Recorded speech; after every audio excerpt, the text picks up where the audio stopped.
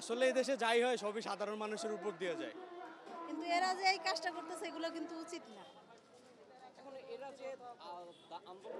কিন্তু ওনারা আগে থাকতে বলে দিত, ও গাড়িগুলো ওই পাশে ঘুরে যাইতো, কিন্তু আমাদের তো তাইলে গাড়িগুলো কেন আটকায় দিল বলেন?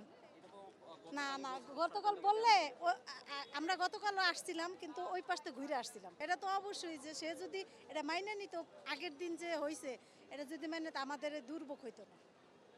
ঠিক আছে, এখন যদি যেহেতু মাইনে নেয় না, এই জন্যই তো আমাদের দুর্ভোগ, কিছু করার নাই তো। এখন এই গাড়িগুলো আটকায় আছে, এই মানুষগুলো তো মনে করেন যারা গাড়ির চালক, এগো তো ক্ষতি হয়েছে। আমরা না হাইটে চলে গেলাম, কিন্তু এগো তো ক্ষতি হয়েছে না? এগো অবশ্যই ক্ষতি হয়েছে, কেন এরা তো বসে রয়েছে, এরা তো আর যাত্রী পাবে না একটাও। আসলে এটা মনে করেন সমুদ্র ভিত্তিই আসা উচিত, যে সমুদ্র ভিত্তি যদি আসতো তাহলে তার অন্য রাস্তায় বসতো না, আর আমাদেরও দুর্ভোগ হইতো না। এইটাই তো কথা, যদি হ্যাঁ নিত মাইনা তাইলে তার এরকম হইতো না, কিন্তু এই ন্যায় ন্যায় জন্যই তো এই কারণে ওনারা বসে আছে, আমাদের দুর্ভোগ। এটা সরকারও সাফার করবে না, অন্যান্য পাবলিকও সাফার করবে না, সাধারণ মানুষেরই কষ্ট করতে হয়। এই যে আমার অফিস টাইম চলে যাচ্ছে, আমার অফিসে যাওয়া দরকার, ওরা আমার যেতে দিচ্ছে না। আন্দোলন তো সবাই করে, আমরাও তো একসময় আন্দোলন করছি, কিন্তু আমরা এইভাবে মানুষটা না যেতে দেইনি।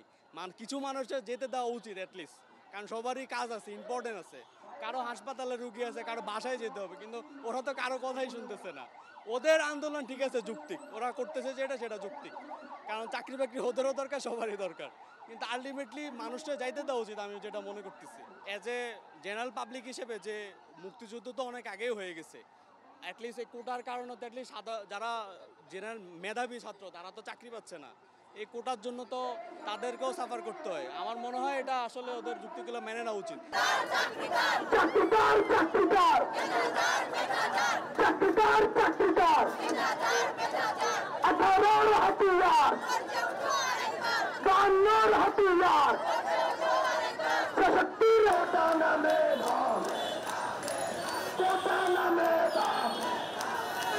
মুক্তিযুদ্ধের বাংলায়, আমার সোনার বাংলায় বৈষম্যের ঠাই নাই, কোটা নামে দাম, কোটা নামে দাম, বৈষম্যের ঠাই নাই, বৈষম্যের ঠাই নাই, বৈষম্যের ঠাই নাই, বঙ্গবন্ধুর বাংলায়, বঙ্গবন্ধুর বাংলায়, বৈষম্যের ঠাই নাই, বৈষম্যের ঠাই নাই।